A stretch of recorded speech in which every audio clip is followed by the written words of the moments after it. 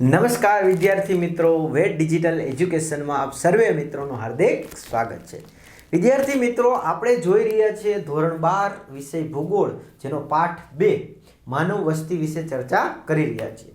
Last લેક્ચરમાં મિત્રો આપણે ચર્ચા કરી કે ભાઈ માનવ વસ્તી છે એ વિશ્વમાં કઈ રીતના વહેંચાયેલી છે. તો એના આપણે 3 પ્રકારો જોયા કે ભાઈ પહેલા પ્રકારમાં તો કે 100 થી વધુ વસ્તી જે વિસ્તારોમાં વિશ્વમાં વસે છે એ અને ભારતમાં વસે છે તે તફાવત જોયો.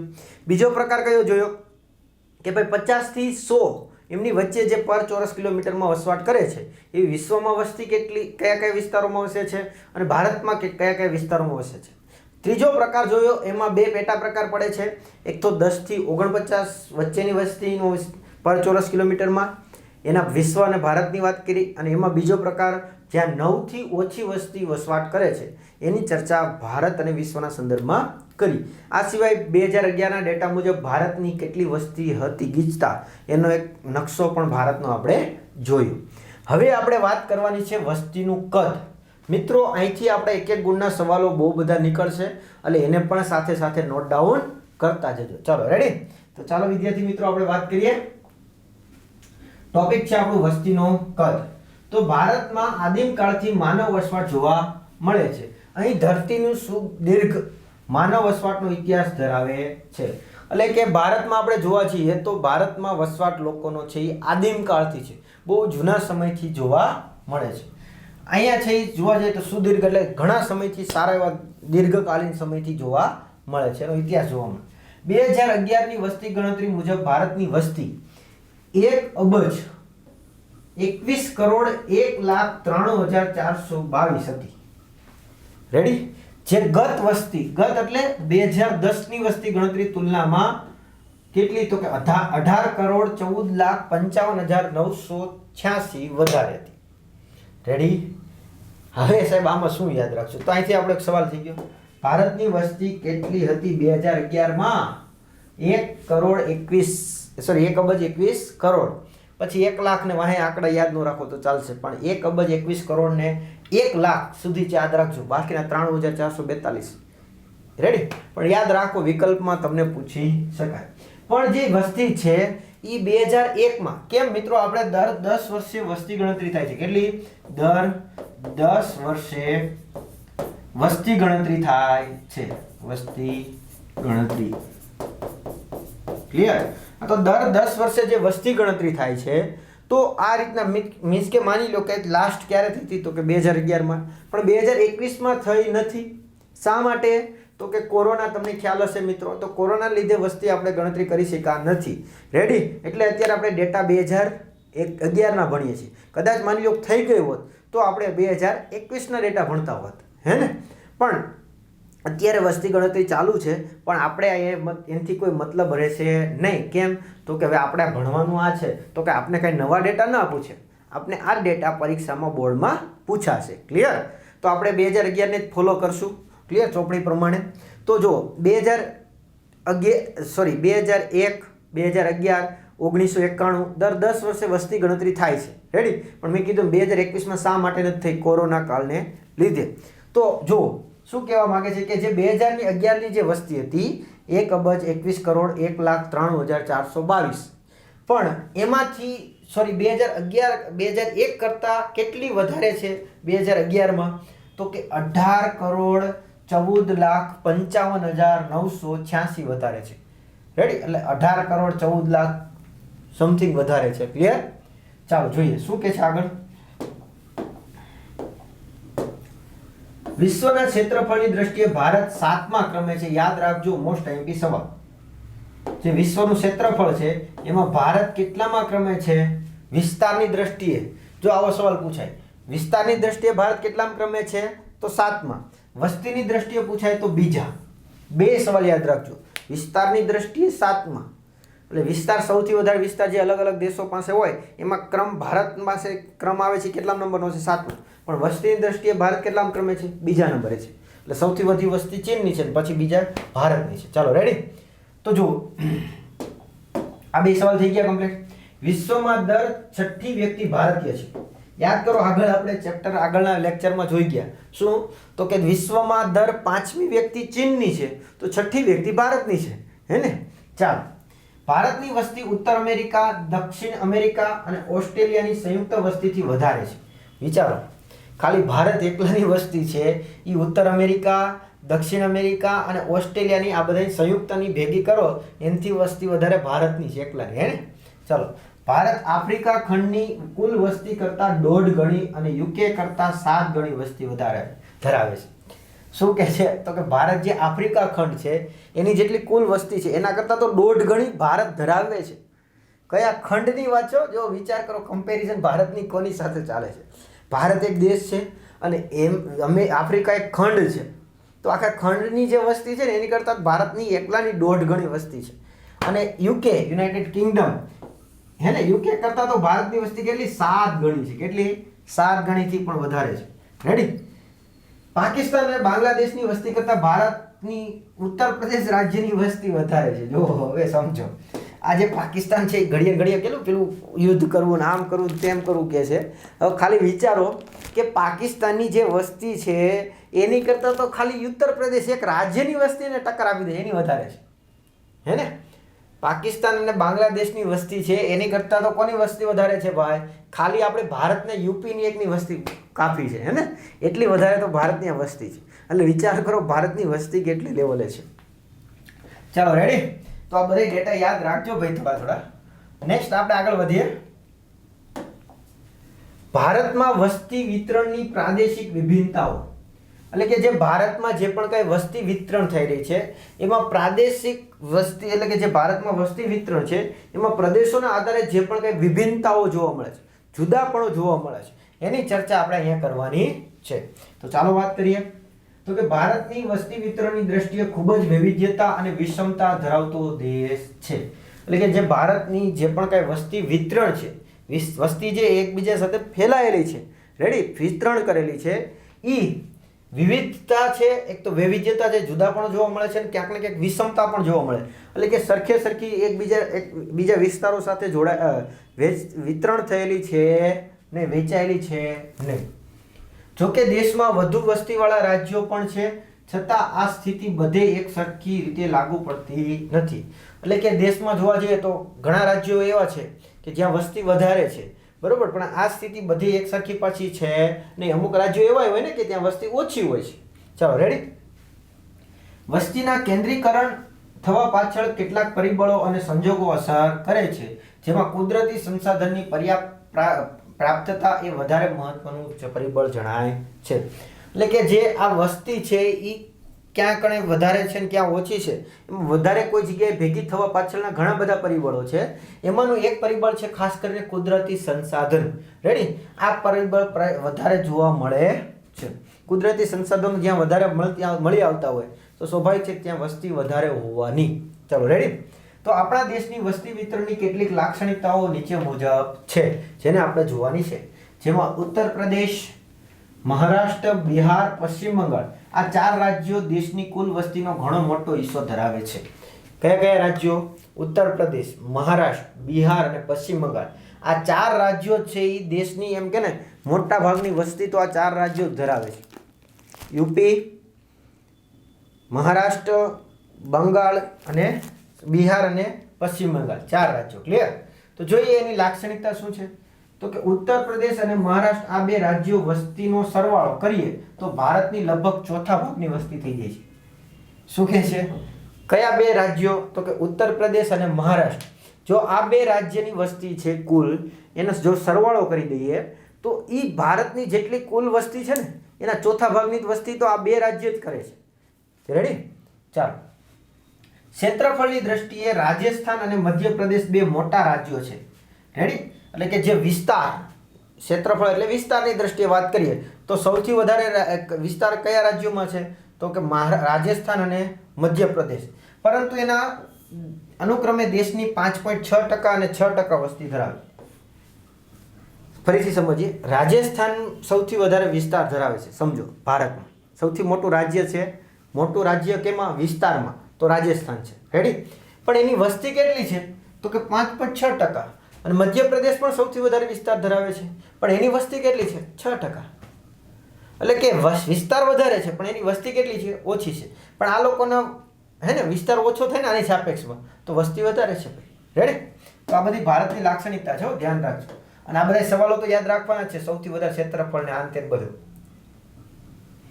ચાલો નેક્સ્ટ, બિહાર રાજ્ય દેશના ક્ષેત્રફળની 2.8% વિસ્તાર ધરાવે છે, પણ એની વસ્તીની દ્રષ્ટિએ દેશમાં 8.5% લોકો વસવાટ કરે છે. એટલે વિચાર કરો, બિહારનો વિસ્તાર કેટલો છે? 2.8, પણ એની વસ્તી દેશની વસ્તીની કુલ ટકાવારી પ્રમાણે જોવા જઈએ, જો આ કુલ ટકાવારીનો વિસ્તાર છે, 100% ભારતનો વિસ્તાર લઈએ તો એમાં બિહારનો વિસ્તાર કેટલો છે? 2.8%. પણ એમાં વસ્તી ભારતની કુલ વસ્તી 100% લઈએ તો એની વસ્તી બિહારની વસ્તી કેટલી છે? 8.5%. વિસ્તાર ઓછો છે ને વસ્તી વધારે છે, હે ને? ચાલો, એવી જ રીતના આપણા 11 રાજ્યો અને 6 કેન્દ્ર શાસિત પ્રદેશ છે, એમાં ક્ષેત્રફળની તુલનાએ વસ્તીનું ભારણ છે એ રાષ્ટ્રીય સરેરાશ કરતાં ઊંચું છે. એટલે કે આપણા એવા 11 રાજ્યો છે. કેટલા? 11 રાજ્યો અને 6 કેન્દ્ર શાસિત પ્રદેશ છે, એવા છે કે એની વિસ્તાર કરતાં ત્યાં વસ્તી વધારે છે, એવું કહેવા માંગે. કેટલા? 11 રાજ્યો અને 6 કેન્દ્ર શાસિત પ્રદેશ, ત્યાં શું છે? વિસ્તાર કરતાં વસ્તી વધારે છે. પછી તો કે અરુણાચલ પ્રદેશ અને ઉત્તરાખંડની વસ્તીના પ્રમાણે તેના વિશાળ ભૌગોલિક ક્ષેત્રફળની તુલનાએ ઘણું ઓછું છે. તો કે જ્યારે અરુણાચલ પ્રદેશ છે, ઉત્તરાખંડ છે, આ રાજ્યો એવા છે કે જ્યાં વિસ્તાર જેટલો છે ને એના કરતાં વસ્તી ઓછી છે, હે ને? ચાલો, 11 રાજ્યો એવા હતા અને 6 કેન્દ્ર પ્રદેશ એવા હતા કે જ્યાં વિસ્તાર કરતાં વસ્તી વધારે છે, પણ આ 2 રાજ્યો એવા છે કે ત્યાં વિસ્તાર વધુ છે પણ વસ્તી ઓછી છે. વસ્તીની દ્રષ્ટિએ દેશમાં સૌથી ઓછી વસ્તી ધરાવતું રાજ્ય સિક્કિમ છે. જો આપણો સવાલ છે ભાઈ 1 ગુણનો. સૌથી ઓછી વસ્તી ધરાવતું રાજ્ય કયું છે? તો કે સિક્કિમ છે. સૌથી વધુ પૂછાય તો યુપી થઈ ગયું ને, ઉત્તર પ્રદેશ. પણ સૌથી ઓછી પૂછાય તો સિક્કિમ રાજ્ય છે, એ આપણી સૌથી ઓછી વસ્તી ધરાવતું રાજ્ય છે. 1 ગુણનો સવાલ પણ યાદ રાખશું. ચાલો, ક્લિયર? સૌથી ઓછી વસ્તી ધરાવતો કે કેન્દ્ર શાસિત પ્રદેશ પૂછાય તો લક્ષદ્વીપ છે. રેડી? સૌથી ઓછી વસ્તી ધરાવતો કેન્દ્ર શાસિત પ્રદેશ હોય તો કયો છે? લક્ષદ્વીપ છે. રેડી? અંદમાન નિકોબાર, દાદરા અને નગર હવેલી તથા દમણ દીવ અને લક્ષદ્વીપ કેન્દ્ર શાસિત વિસ્તારોની વસ્તી ટકાવારીની અંદમાન નિકોબારની વસ્તી ધરાવે છે. અંદમાનની ટકાવારી કેટલી ધરાવે છે? 0.03%. 0.03%માં છે. એટલે કે આજે બધા કેન્દ્ર શાસિત પ્રદેશો અંદમાન નિકોબાર, દાદરા નગર હવેલી, દીવ દમણ, લક્ષદ્વીપ, એમાં અંદમાન નિકોબારની વસ્તીનો હિસ્સો કેટલો છે? 0.03%. નેક્સ્ટ, આપણા દેશની સરેરાશ વસ્તી ગીચતા યાદ રાખજો, આઈએમપી સવાલ. ભારતની સરેરાશ વસ્તી ગીચતા કેટલી છે? 382. 1 ગુણનો સવાલ છે જો ભાઈ. ભારતની સરેરાશ વસ્તી ગીચતા કેટલી? 382. જ્યારે અરુણાચલ પ્રદેશની સૌથી ઓછી વસ્તી ગીચતા કેટલી? 17. યાદ રાખજો, અરુણાચલ પ્રદેશની ઓછી છે, 17 જ છે. અને સૌથી વધુ વસ્તી ગીચતા ધરાવતી છે એ દિલ્હીની છે, 11,297. આ ત્રણેય સવાલ યાદ રાખવાના છે, 1 ગુણમાં સવાલ પૂછાશે. શું? તો કે જો ભારતની સરેરાશ વસ્તી ગીચતા કેટલી? 382. કેટલી? 382. સૌથી ઓછી વસ્તી ગીચતા ધરાવતું કયું છે રાજ્ય? અરુણાચલ પ્રદેશ. કેટલી છે? માત્ર 17 છે, ખાલી 17, હે ને? પણ વધુ વસ્તી ગીચતા ધરાવતું શહેર કયું છે? દિલ્હી. કેટલી છે? 11,297. 11,297. ચાલો, ક્લિયર? તો આ બધી લાક્ષણિકતા છે, યાદ રાખજો. ભારતની વસ્તી ગીચતાની લાક્ષણિકતા આ પણ પ્રશ્ન તમને પૂછાઈ શકે છે. રેડી? 3 ગુણમાં પ્રશ્ન પૂછાય તો તમારા બધાને લખવા પડે. આમાંથી 1 ગુણના સવાલ પણ પૂછાઈ શકે. ચાલો, રેડી? સૌથી વધારે વિસ્તારની દ્રષ્ટિએ કયું રાજ્ય છે? રાજસ્થાન. સૌથી વધુ વસ્તી ઉત્તર પ્રદેશ. ચાલો, રેડી? પછી સૌથી ઓછી વસ્તી ગીચતા, સૌથી ઓછી વસ્તી પૂછાય તો સિક્કિમ છે, પણ ઓછી વસ્તી ગીચતા એટલે પર ચોરસ કિલોમીટરમાં પહેલામાં ઓછી એટલે ઓછી જ છે એમ. રેડી? તો ઓછી વસ્તી ગીચતા છે એ ક્યાં છે? તો કે અરુણાચલ પ્રદેશમાં 17 છે. સૌથી વધુ વસ્તી ગીચતા દિલ્હીમાં 11,297. અને ભારતની કેટલી સરેરાશ છે? 382. ચાલો, ક્લિયર? હવે આપણે વાત કરવાની છે વસ્તી ગીચતાને અસર કરતા પરિબળો. ચાલો, એના વિશે ચર્ચા કરીએ. તો કે ભાઈ વસ્તી ગીચતાને અસર કરતા પરિબળો કયા કયા છે? અને આ પ્રશ્ન અમને 5 ગુણમાં બોર્ડમાં પૂછી શકાય એટલે એ પણ ધ્યાન રાખજો. માનવીએ પોતાના અસ્તિત્વને ટકાવી રાખવા અનુકૂળ સાધી શકાય તેવી પરિસ્થિતિ જોઈએ છે. એટલે કે સ્વાભાવિક છે કે માનવી પોતાનું અસ્તિત્વ ટકાવી શકે અને પોતાનું અનુકૂળતા જાળવી રાખે એ માટે એવી પરિસ્થિતિ હોય કે જેથી તેને પોતાની અનુકૂળતા જળવાય રહે એવી પરિસ્થિતિ ઊભી કરવી પડે. જો કે માનવી પ્રતિકૂળ કુદરતી પરિસ્થિતિમાં પણ વિજ્ઞાન અને ટેકનોલોજીની મદદથી જીવી શકે છે.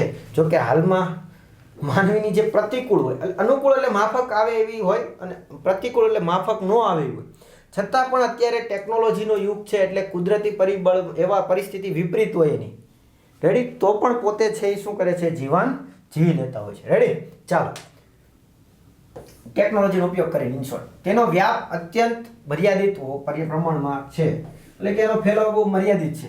રસાળ સપાટ જમીનમાં પ્રદેશોમાં માનવીને વસવાટ આકર્ષે છે અને તેવા ક્ષેત્રોમાં વસ્તી ગીચ હોય છે. એટલે કે જ્યાં રસાળ એટલે રસાવાળી નહીં, ટૂંકમાં જે પાણીની સારી વ્યવસ્થા હોય, જમીન સપાટ હોય એવા વિસ્તારો હોય ને ત્યાં વસ્તીનું પ્રમાણ વધારે હોય એટલે લોકો ત્યાં વધારે આકર્ષાય છે, ત્યાં લોકો વધારે વસવાટ કરતા હોય છે. તો ચાલો જોઈએ માનવ વસ્તી ગીચતાને અસર કરતા પરિબળો. એમાં પહેલો પરિબળ છે ભૌગોલિક પરિસ્થિતિ. રેડી, ચાલો ભૌગોલિક પરિબળો. એમાં પહેલું આપણે જોવાનું છે અક્ષાંશ. કયું? અક્ષાંશ. રેડી, તો ઊંચા અક્ષાંશ વાળા પ્રદેશોમાં તાપમાન નીચું રહે છે. કે જેમ ઊંચા અક્ષાંશો આવે, હા, જેમ આપણી પૃથ્વી છે ને, તો પૃથ્વીનો ગોળો આપણે સરસ મજાનો લઈ લઈએ. ચાલો,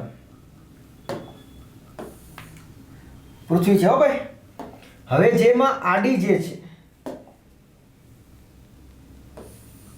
સોરી,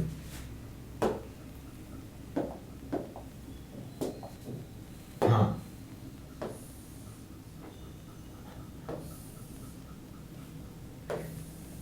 ચાલો, ફિલિંગ થોડી સારી આવે છે ને. હા, ટેકનોલોજી છે તેનો ઉપયોગ તો થાય ને ભાઈ. ચાલો, આ તો મેં જસ્ટ તમને સમજાવવા માટે લખ્યું છે. હવે જે આ આડી છે ને,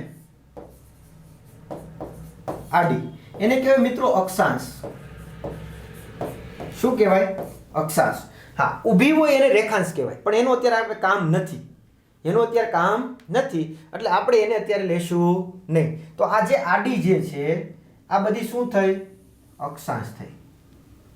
હવે શું કહેવા માંગે છે સમજો. તો કે ઊંચા અક્ષાંશ વાળા પ્રદેશોમાં તાપમાન નીચું હોય છે. એટલે જેમ તમે ઊંચી અક્ષાંશો જાઓ, આ જો વચ્ચે મધ્યમ સેન્ટર ભાગ છે, કયો? હા, આપણે વચ્ચે સેન્ટર ભાગ લઈએ હે ને.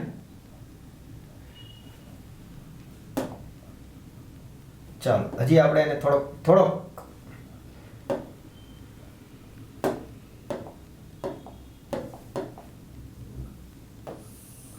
આ વચ્ચે સેન્ટર ભાગ થયો હે ને. તો શું કહેવા માંગે છે ભાઈ? તો કે ભાઈ જેમ તમે અહીંથી ઉપર જાઓ, ઉપર અક્ષાંશો આવે એમાં તાપમાન ઓછું હોય, અને વચ્ચે મધ્ય ભાગમાં છે તાપમાન વધારે હોય હે ને. પણ ધીમે ધીમે નીચે જાઓ એમાં તાપમાન ઓછું થઈ જાય. તો શું કહે છે કે ભાઈ ઊંચા અક્ષાંશ વાળા પ્રદેશોમાં તાપમાન કેવું હોય છે? નીચા હોય છે. ત્યાં અતિશય ઠંડી હોવાથી માનવ વસ્તી ઓછી હોય છે. રેડી, કેમ? તો કે આનું આપણે જો કે આગળ જોઈ ગયા છે, પણ છતાં પણ એક જસ્ટ તમને હિન્ટ આપી દઉં કે ભાઈ અહીંયા સૂર્ય હોય. રેડી, તો સૂર્યના કિરણો છે તમને ખ્યાલ છે કે ભાઈ આમાં પડતા હોય ને સીધા વધારે પડે, પણ આમ ત્રાંસા પડે. એટલે ત્રાંસા પડે એટલે ત્યાં ઓછા પડે. કેવા પડે? ઓછા. તો ઓછા પડશે એટલે સ્વાભાવિક છે કે ત્યાં તડકો ઓછો હશે, તાપમાન ઓછું હશે, તો ઠંડીનું પ્રમાણ વધારે હશે. તો ઠંડીનું પ્રમાણ વધારે હોય સ્વાભાવિક છે ત્યાં લોકો વસવાટ એટલા બધા કરતા હશે નહીં. રેડી, તો વાક્ય સમજાઈ ગયું ભાઈ. તો કે જ્યાં અક્ષાંશો ઊંચાવાળી પ્રદેશ છે ત્યાં તાપમાન ઓછું છે અને ત્યાં ઠંડી વધારે હોવાથી માનવ વસ્તી ઓછી હોય છે. તે સિવાય આવા પ્રદેશોમાં સૂર્યપ્રકાશની લાંબા સમય સુધી ગેરહાજરી પણ હોય છે. એટલે કે જે આ ભાગ આપણો છે ત્યાં સૂર્યના પ્રકાશની ગેરહાજરી હે ને બહુ ઓછી હોય. ક્યારેક તો 6 મહિના આપણે ઘણીવાર સાંભળ્યું હોય 6 મહિના સુધી દિવસ ને 6 મહિના સુધી રાત. તો એ અહીંયા જ્યારે એન્ડ ભાગમાં તો કે ત્યાં સૂર્ય છે જ્યારે ઉપરની સાઈડ હશે ત્યારે ત્યાં આવશે, તો અહીંયા નહીં હોય, નીચેના ભાગમાં નહીં, સૂર્ય આમ ચાલશે. રેડી ને? તો શું થશે? તો કે ઉપરના ભાગમાં આવશે ત્યારે અહીંયા પ્રકાશ આવશે ઉપરના ટોચે, અહીંયા નહીં આવે. તો અહીં 6 મહિના રાત રહેશે. જ્યારે સૂર્ય નીચેને ભાગે આવશે ત્યારે અહીંયા દિવસ આવશે અને એ રાત આવશે. એટલે અમુક સમય તમે જુઓ 6 મહિના સુધી ત્યાં રાત્રિ હોય તો સૂર્યપ્રકાશ લાંબો સમય સુધી હોતો નથી. જો કે આવા પ્રદેશોમાં કિંમતી ખનિજો અને ખનિજ તેલના ખોદકામ માટે લોકો ત્યાં વસ્યા છે. એટલે કે અહીંયા છતાં આવા વિસ્તારોમાં કિંમતી જે ખનિજો હોય એના માટે અને ખનિજ તેલનું જે પણ કંઈ ખોદકામની પ્રવૃત્તિ ચાલતી હોય એના માટે લોકો ત્યાં વસવાટ કરતા હોય છે. પરંતુ તેમને કુદરત સામે સતત ઝઝૂમવું પડે છે. કેમ? તો કે ત્યાં એની વિપરીત પરિસ્થિતિ હોય એટલે એને સતત છે એ શું કરવું પડે છે? કુદરતની જે પણ કંઈ પરિસ્થિતિ છે એના વિરુદ્ધમાં ચાલવું પડે છે. અલાસ્કા અને સાઇબેરિયા તેના ઉત્તમ ઉદાહરણો છે. જે અલાસ્કા છે અને આ સાઇબેરિયા છે એ એમના મુખ્ય મહત્વના ઉદાહરણો કહેવાય. મિત્રો આ સાઇબેરિયા અને અલાસ્કામાં છે ને હાડ થીજાવી નાખે, માણસ જામી જાય. હાડ થીજાવી નાખે એટલે માણસ અંદરથી જામી જાય એટલી ઠંડી પડે છે ત્યાં. કેટલી? માણસ અંદરથી જામી જાય એવી ઠંડી પડે છે. ત્યાં જો લોકો વસવાટ કરતા વિચારો તો કેટલું બધું એને સ્ટ્રગલ કરવું પડશે, કેટલું બધું સહન કરવું પડતું હોય છે. આવા પ્રદેશોમાં વસ્તી ગીચતા ઓછી જોવા મળે છે. તો સ્વાભાવિક છે કે ત્યાં તો આપણી જેવા તો વસવાટ જ નહીં કરે ને. કેમ? તો કે અંદરથી જામી જતા હોય, ગમે એટલું પેલું ધાબળા બ્લેન્કેટ ને ઓઢો તોય ભેગું ન થતું હોય, એટલી ઠંડી પડતી હોય. રેડી? કેમ કે ત્યાં માઇનસમાં બહુ એટલું બધું તાપમાન એવડું બધું હોય છે. રેડી? તો સ્વાભાવિક છે કે આપણે ત્યાં જશું ને એટલે વસ્તી ત્યાં કામ હોય એટલા જ લોકો ત્યાં વસવાટ કરતા હોય. બાકીના લોકો ત્યાં વસવાટ કરતા હશે નહીં તો શું થશે? વસ્તી ગીચતા ત્યાં કેવી હશે? ઓછી હશે. મધ્ય અક્ષાંશમાં આવેલા ભૂમિ ક્ષેત્રોમાં આબોહવાની દ્રષ્ટિએ સાનુકૂળ પરિસ્થિતિ હોવાથી માનવ વસ્તી છે એ વસ્તી ગીચતા વધારે હોય. તો શું કહે છે? મધ્ય એશિયા. એટલે કે જ્યારે મધ્ય ભાગની વાત કરીએ, વચ્ચેના ભાગની. રેડી ને? કયો ભાગ? આ વચ્ચેનો ભાગ. તો અહીંયા છે એ શું હશે? પરિસ્થિતિ સાનુકૂળતા હશે. કેમ? તો કે સૂર્ય ઉપર જશે તો પ્રકાશ આવશે, નીચે આવશે તો પ્રકાશ તો આવશે. તાપમાન છે એ વધારે હશે અહીંયા. એટલે ટૂંકમાં મધ્યમાં છે એ વસ્તી છે એની પરિસ્થિતિ કેવી હોય? અનુકૂળ હોય. એટલે એ લોકો ત્યાં વધારે વસ્તી ગીચતા વસવાટ કરશે. લોકો વધારે વસવાટ અહીંયા કરશે. રેડી? આ ભાગમાં ખાસ કરીને આ જે વચ્ચે આપણે લીધું ને, ચાલો આ ભાગ, તો કે આવા ભાગોમાં વસ્તી વધારે વસવાટ કરશે. રેડી? કે જ્યાંથી તાપમાન ઓછું હોય અને સાનુકૂળ પરિસ્થિતિ હોઈ શકે. ચાલો રેડી? તો આ રીતના છે એ વસ્તી ક્યાં વધારે હશે ને ક્યાં ઓછી હશે એ અક્ષાંશના આધારે ભૌગોલિક પરિબળો છે વસ્તીને ઉપર અસર કરતા હોય એની આપણે ચર્ચા કરી. નેક્સ્ટ આપણો ટોપિક છે કયો? ભૂપૃષ્ઠની આધારે. રેડી? જેની ચર્ચા મિત્રો હવે આપણે આવતા લેક્ચરમાં કરીશું. તો આ વિડીયો લેક્ચરમાં મિત્રો આપણે હવે અહીંયા સુધી રાખીએ. Thank you. જય હિન્દ, જય ભારત. અસ્તુ.